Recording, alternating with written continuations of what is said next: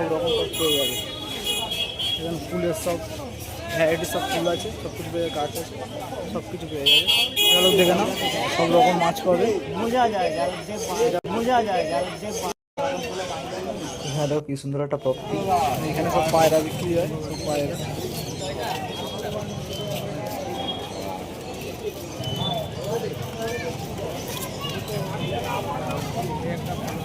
চলো, তোমাদের আগের ভিডিও বলেছিলাম যে 10খানা মোরগ নিয়ে আসবো শ্রীরামপুর হাট দিয়ে।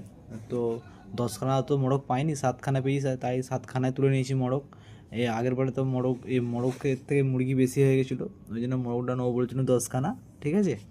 তাই 7খানা মোরগ পেয়েছি, 7খানা মোরগ তুলে নিয়েছি। আর এই যে খাবারের পাত্র দেখছো, শ্রীরামপুর রোববারে হাট থেকে নিয়ে দিয়েছি। দেখে মনে হবে না নতুন, কারণ এই যে আমাদের ধাসের কুড়ো আছে, সব খেতে দিয়েছিলাম, দিয়ে উড়ে লেগেছে, দেখে নোংরা হয়ে গেছে।